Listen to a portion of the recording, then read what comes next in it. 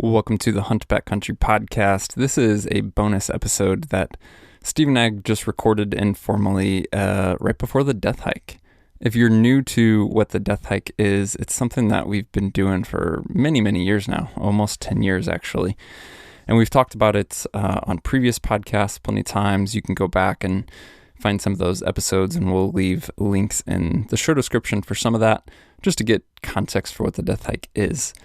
But it's something that every year we often get a lot of questions about and feedback on, and people enjoy hearing about it. So we just decided last minute, right before this year's Death Hike, that Steve and I would hop on and chat about the plan for the hike this year and just get a fresh perspective. And then next week we'll also have another episode after the hike to talk about how it went, some of the lessons learned, and we'll bring in some guests as well, including maybe some guys who are doing the Death Hike for the first time this year, which would be great to hear their perspective on. So I hope you guys enjoy this conversation. If you happen to have questions, feel free to send those to us to podcast@exomountaingear.com. Maybe it's something we can talk about in the post-Death Hike recap or answer on a future Monday Minute episode. Right now, though, here's this conversation with Steve. Steve, how's it going, man? Excellent. Had a great 4th of July. Had a family reunion over in Oregon with the Speck family and got to see a bunch of cousins and stuff that I grew up with. So that was fun. But the whole time, like a little bit of pit in my stomach, knowing that the Death Hike was coming up just a few days later. Yeah. It's like bad planning, because it's like you just want to enjoy the 4th and barbecue and drink beer and stuff like that. But the whole time it's like, oh man, I need to pace myself. Looming. Yeah, this freaking hike looming. But yeah. Ready to rock, man. We're leaving town here in, well, probably 5-6 hours. You guys will be on the road. Well, shoot, you'll be on the trail, right? As this is released on Friday morning. What's the big picture with the Death Hike? Yeah, big picture is basically, with even going kind of all the way back to planning this whole thing, Dan and Dione obviously we had on the podcast multiple times. They had a route in mind that they wanted to do, and this was back in like February, and we were just getting ready for K4 launch, and I was like, hey, you know what? You guys do all the planning this year. You take care of it. I have no idea how busy I am or am not going to be, and may not have the time to kind of devote to planning the hike that's needed. And so I let them kind of run with it. And so it's been fun to sit back and just watch. They picked a route through basically Idaho's tallest mountain, which is Mount Bora. I think it's 12,600 something feet. And then basically proceed to work south for roughly 50 miles through the Lost River Range. We're going to hit 2 other peaks, Idaho and Mount Leatherman, all of them over 12,000 feet. We hit those first 3 peaks in, I think it's like the first 12 miles or something like that. And then they had originally built the route as a 2-day hike. And I was kind of like, yeah, that's going to be tough, but I don't think it's that much harder than what we've done in the past, right? Like I felt like, I could go do that tomorrow. And then somewhere, I think I was doing a training hike, and it's like, what if we just did it without sleep? Like, let's not stop. So going back to some of the 100-milers we've done, we've 37 miles is the most we've ever done in a day. That was day 1 of the second 100-miler. And I was like, God, I was trying to reflect back on how I felt at that mile 37 rolling into camp that night. I was like, do I have another potentially 15 miles in me? And I was like, I don't know. And so that was kind of the basis for this year's hike of, well, let's just see how far we could possibly push. It kind of goes back to the very first hike too, because that was somewhere in the 30 milers. But we wanted to see if we could hike the whole night through. We started at 7 o'clock at night and just do the whole thing without sleeping. So this is a little bit of that going back to that first hike as well as that 100-miler, and just see. So it'll be, I mean, you never know till you get there, because what the trail conditions are. If the trails are good and you're just walking in a straight line, then you can get pretty accurate when you're guessing the overall distance. But when you're talking a good example, like a Frank Church hike where there's deadfall, every 5 steps. And for, to go 5 steps forward on the trail, you're going 5 steps left, 5 steps right. Like you're just zigzagging the trail the entire way. You add distance pretty quickly. So roughly 50 miles is where we're at. I'm guessing it's going to be, 53 to 55 total, with in the low 20s, 21,000, 22,000 feet of elevation gain. So it's going to be a challenge, man. I'm certainly nervous for it. I was nervous going into Alaska last year, but I'm definitely like amped up and ready to do this. What's the start time? We're shooting for like 3:30 in the morning. We'll get up there tonight, obviously on Thursday night. Hopefully, it's like find a way to get some sleep. You're going to be kind of butterflies and be excited and ready to go. So it's gonna be hard to like just go to bed, but get to bed by 11, get 4, maybe 5 hours of sleep. And then the goal is Mount Bora has a ridge called Chickenout Ridge, which it's towards I've never done it, but I've just seen photos and talked to people. It's towards the top of it. The goal is to be there at daylight because it's somewhat technical aspect that it's not like you want to be doing that with a headlamp on. So we'll hit that and then, just see how far we can go. My goal is to do it with very minimal naps. So, just maybe 4, 15, 20-minute naps throughout the whole thing.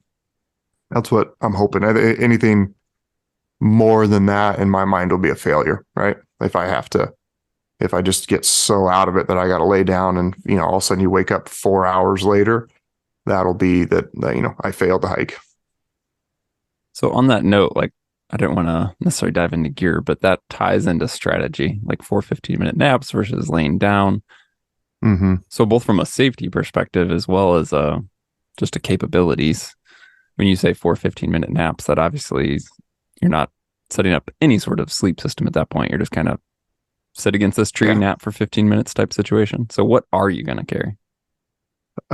Nothing. That's part of the deal was like, well, let's tell people they can't pack a pad and sleeping bag, right? So that even if you do lay down, you're on the hard ground. It's actually, Boise's in the 90s right now, but up there I think that we're talking like 30 for the low and 50 for the high, which will be pretty nice. Great hiking there weather. might be what's that? Great good hiking weather. Yeah. I think it's going to be fantastic. The only thought there I had was there might be, so nobody has a sleeping bag or pad. They basically told everyone bring a puffy jacket and then like emergency space blanket. And my one thought is like, okay, maybe at like 10 o'clock, do I make sure I get some nap, like those 4 naps in like leading up to midnight. And then that way, if it is 30 degrees, then I'm hiking and moving all through the night. My goal is, I think, if it's 50 miles, I think I can move it 2 miles an hour throughout the entire thing, right? With rests in there. So my goal is 25 hours to roll into the finish line at 4 or 5 in the morning that next day. But it could be entirely unrealistic. It could turn into being, 36 hours. I just don't know. It all depend on, what the conditions are there, how slow we move getting through those peaks. Cause certainly they're big mountains and technical, and it's not like you're just walking on a trail at, the normal 3.5 mile an hour pace. How much so the kind of the second half, call it half, it's not half, but I mean, you have the approach to Bora, and then you guys are stringing together these peaks just kind of on a ridge, no trail. Mm-hmm. And then you're going to have, once you get back to good trail, I guess let me ask it this way, is the rest of the route on trail? Mm-hmm. Yeah, it's on trail. Again, that's one of those situations where I just don't know what type of trail. Are these really good, well-maintained trails that are frequently used? Great. Is it we're hiking in the dark and you're like, where'd the trail go? And you're wandering around for 20 minutes trying to pick it back up. I don't have that information, which, leads to some excitement, I guess, right? Yeah. It's good to have some unknown variables you got to deal with, because those are the best hikes end up being the ones that are, have some legit difficulty built into it. What does training look like for you for this year? And then part of that is, based on just life schedule availability, what your year looks like. Mm-hmm. But I guess the other half of that is for this hike specifically compared to death hikes, did you train differently because it's a different endeavor? I did. I did and I didn't. It was more of just like a 10% shift. But basically I had this whole goal of like, can 24, 25 hours be possible with this route? And so I just trained with a lot of basically speed in my hiking. And I was trying to do it with weight. So I was doing, the one I did the most was just right out of Boise, as a 10-mile round trip with a 3,000-foot climb. And I was trying to average 4 miles an hour with, I had a 50, pack would start out at 54 pounds and end up at like 48, 49, because that was a lot of water weight that I was drinking during the hike. But the best I could do would be like 3.7, 3.8 miles per hour on that with no brakes. And so that was kind of like my, it took me 2 hours and 40 some odd minutes, I think. And that was that's kind of the one I defaulted to. It was not, my hope is that I've got my body used to moving at that pace. I'm climbing elevation, and then now I go from a 50-something pound pack to a 15-pound pack, and it's going to feel like I'm floating through air. So I'm optimistic that was the right strategy. About how many times did you do that same hike, that 10-miler? I don't know, 6 or 7 times probably. Yeah. Here, and then leading up to that was just lots of I did more mountain biking, just really focused on aerobic capacity. I did more mountain biking where nothing can replicate what you can do to your lungs versus what on a mountain bike, right?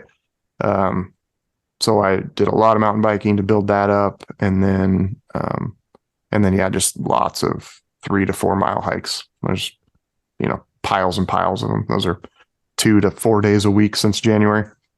On the 10-miler, how much were you able to improve? Because here's what I'm getting at. I know you track stuff. I know you try to beat yourself. Yeah. But I also know you hike year round. Like there's a smaller window for improvement for you because you're hiking a lot, period. And then whether that's for fitness, whether it's for pack testing, what have you.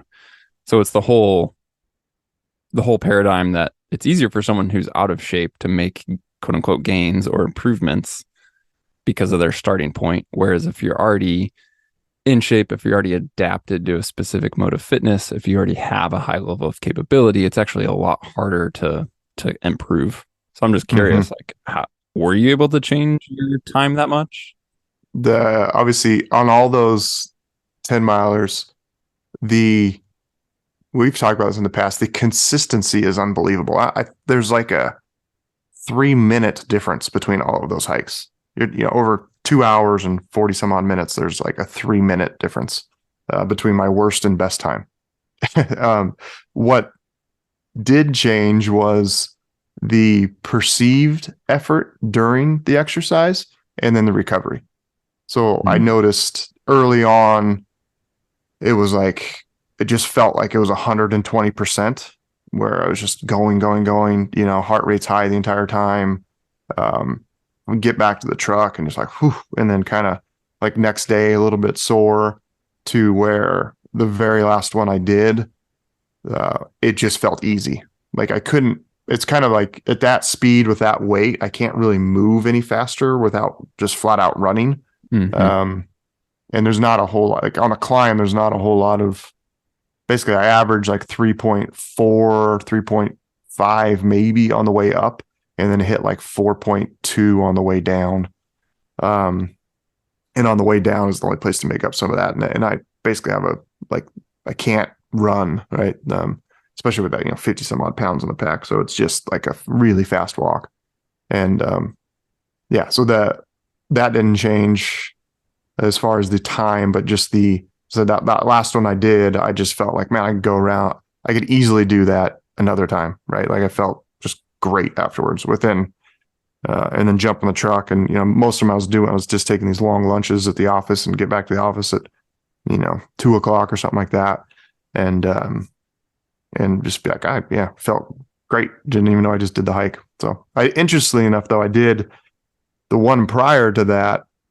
I tried to replicate the death hike. And so what I did was I stayed, I purposely jumped on Netflix at midnight, found a show a series I could watch and watched it till 3:30 in the morning, and then got up at 6:30. So basically I had 3 hours of sleep, and then I went and did the hike, at the same time, probably 10 a.m. or something like that. And I felt like garbage, dude. My time was still there, but and I also did it with no food. I think I ate 1 pack of gummy bears that morning. So just kind of what's this worst case scenario? I got no sleep, no food. The difference between that hike and then 3 days later where I did the final one was unbelievable. It would just how important it is to have good sleep and good nutrition is absolutely critical. Yeah. I'm surprised. This is tangential, just knowing you, I'm surprised that you're able to do that hike for that long with no food, because you kind of have some blood sugar stuff. Yeah, I know. I was kind of trying to see what I could do. It was a different focus on me nutrition wise, of just seeing what I could do without food in me. And because normally I default to just eating constantly, just a constant flow of stuff, food, and, basically just easily digestible carbs. And I was just trying to train for lack of food. And I think part of that was just trying something new, and also a desire to, just see what I was capable of and see what my body would do. And it worked. I was said I'd do those 10 miles basically with I would just eat breakfast, and then I'd go knock it out. And then, there's no rest. It's just I would hike, that steady pace all the way to the top. By the time I got to the top, I'd have to take the pack off and just swap out my Nalgene bottles, because I had one buried in the pack, and then basically be just about empty, and then swap them out, put the pack back together, and take off. So it took all of 45 seconds. So food, transitioning to the actual food strategy for the death hike, because this one is, unique. Again, no sleep system, no stove, right? You don't have this, we're going to finish this big, long 30+ mile day like we did on a 100-miler, but then get good sleep, get some good recovery, get a quote unquote real meal. Whereas this is kind of constant on the go. So what, I guess, both total calories as well as just the types of foods that you're bringing, not having a quote unquote meal time. What's the strategy looking like? Yeah. Not much has changed there. There's just, it's lots of junk food basically. But I just know that those work for me. The goal, like I said, part of that training on low food was just to see okay, can I approach this hike different? I've always approached the hikes with, I'm just packing maximum food, so I don't run out of energy and, don't bonk. And this one was okay, can I perform well on less food, just to keep weight down? And I'm kind of this mentality, I want to move so fast through the hike that it doesn't actually have time to hit me, if that makes sense. And I know it's the 24. idea makes sense. The reality, yeah, it does. Right. Yeah, I know. But it's I have a baseline. I know what works. I know what I can default to. So why not train and try something different and see if I can push past my current assumptions. So basically, when I built my food bag last night, and I got 5,000 calories, and then I have an additional bag with 3,000 calories. So I got 8,000 total. But I'm hoping that I don't even have to use all that 5,000, which is kind of our default, in the past, 5,000 a day on the 100-milers, right? Mm-hmm. That's kind of the default, but that's, you kind of need that 5,000 to fuel the next day as well, right? Going into the next day, where there is no next day on this. It's just keep going. So, I've got the backup. Part of that's just maybe it's for myself, maybe it's for someone else who, messed up and didn't pack enough food or made the mistake of packing like nothing but pro bars where you're just not going to be able to eat those halfway through the hike. Yeah, so we'll see. We'll see if the strategy works. But I've got, I threw in the extra just to be safe. Did you throw that on a scale? What'd that come in at? I didn't throw it on a scale. I did it pretty late last night. Yeah. Quick math. So if the 5,000 calories, if you averaged 125, which with junk food, it may not quite hit, but might be close. Mm-hmm. That should be 2.5 pounds. Yeah. For the 5,000 calories. Yeah. So then you add the other 3. So again, quick math while we're podcasting here. Yeah. Close to 4 pounds. 4 pounds. Yeah. If you averaged 125. So yeah, you'll be between 4 and 5, I bet, for that 8,000 packed. Yeah. Yeah. Which is reasonable to carry the extra, 2 pounds to have that. Mm-hmm. Like you said, whether it's for you or somebody else. Yeah. And I got, gummy bears in there, obviously. I did a bunch of Tailwind. So it's the drink mixes. That is one thing I was doing on the training hikes. I was doing, what was I doing? The wilderness athlete, like the Superman, grabbing an energy focus and a hydrate and recover. Those 2 drink mixes, dumping them in one Nalgene. And then it seemed to work well. I was just, you're just drinking constantly. And just kind of having that little tiny dose of, every drink is 4 calories or whatever the heck it is. But putting electrolytes and sugar back into your body as you're using them seemed to work well. And I used to do that when I was, competitively mountain biking. I would run 2 bottles, one just water and one with a drink mix, and just kind of alternate between the 2. Cause sometimes you don't want a drink mix, right? You're just thirsty and you just want to chug some water. So have the option of having both. Is water something that you've been strategic with looking at the route and map and, paying attention to? I think Dan and Dione were kind of concerned about it originally, thinking there was going to be, and there is still quite a bit of snow up there, but everything's like I think all the creeks will be running. I kind of broke down the route and I don't see anything where you need to pack more than say 3 liters at any given time. Yeah, so it's not like you got to pack 8 liters up the mountain or something like that. There's going up Bora, like a third of the way up, you cross, at least on Onyx, you cross the stream. So top off there, then you go summit. And then when we coming back down, we drop into a valley that's got a stream flowing through it. So you're maybe like 6-7 miles is all without water. And that's kind of the biggest gap. So nothing of concern there, which is obviously really nice. You just, you want to be able to keep yourself hydrated. Yeah. And you just want to move. You don't want your time or your limitation to be stopping and sourcing and filling and all that. Yep. Yeah. Or searching. Well, it's exciting, man. If people haven't caught on yet, I haven't been talking about anything because I'm not making it. Yeah. So you bought a house and then tweaked your knee as well. What happened to the knee? I don't know. I wish I did know. I didn't think I've told you even offline, but so when we were hiking in on the bear hunt, it wasn't hurting me by any means, but I had like I don't know how to describe it. So I guess backing up, I don't have like a quote unquote bad knee. I don't know anything about, I don't have any issues to like self-diagnose, like, or any history really. I've had my knee bother me basically once before. And in a combination of taking it easy and wearing a bit of a stabilizing brace and taping it during some harder efforts. Actually, it was last year before the Alaska Death Hike.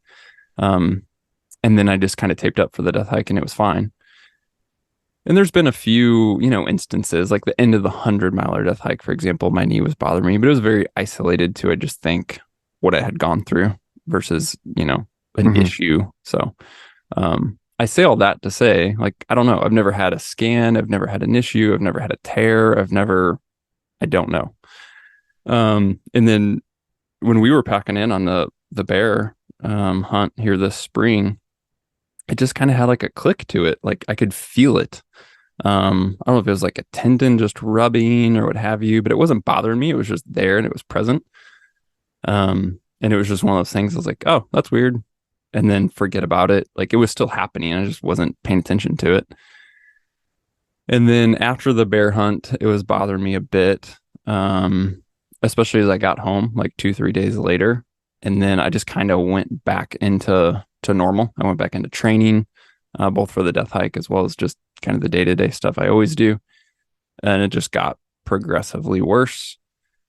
And yeah, again, playing like YouTube doctor and physical therapist on myself, started looking up stuff and doing some exercises and trying to self-diagnose. But the only thing that was helping it was rest. And it was at the point where my training decreased, my knee was bothering me, and it became mostly a risk reward situation of, I have this sheep hunt, which in my head still sounds like, oh, it's far enough away. But then I'm looking at the death hike and I'm like, no, it's only like 6 to 7 weeks, post death hike that I would need to be ready for the sheep hunt. And so it mostly became a risk reward based on that of, I think I could, force myself and push through the death hike, but is it worth any sort of damage or big setback, with the knee, and then potentially that affecting hunting season, and in particular the sheep hunt. So that was the main thing. I mean, yeah, life has been chaotic. My training time has definitely been limited. We just sold a house, bought a house. That's always stressful and definitely ate into any available time I would have to do longer efforts in terms of preparation. But it mostly was, the risk reward of knees bugging me. I hate to miss it. I'll just put it that way. Yeah. Like in general, I just, since I've started doing the death hikes, I haven't missed one except for the kind of COVID year, when there was no traveling. And not only that, but I mean, as we've said many times, it's just something I look forward to every year. It's something that I get a lot of value of. They're different every year. Every experience is different alone. But then, as I was looking at you guys putting this route together and getting in country I've never been in and doing a different format, like this kind of straight through, no sleep thing. I did that a little bit on the Seven Devils hike, which was my first death hike where we went through the night, a few of us. But yeah, I was super excited about this year and the challenge and just being with the guys and all that. So I'm, in a way, I think if anything, the move has been so like mentally consuming that it's helped me not dwell on crap. I gotta miss this. But now here we are talking about it, and I'm pretty butthurt about it. Yeah.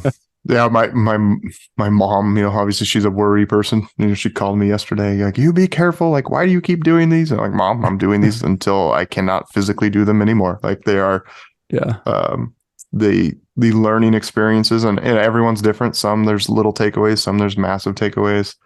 But going back to, just so many of the mental side of things, the things that we try to talk about, but maybe don't talk about as much as that we'd both like to, because they're harder to,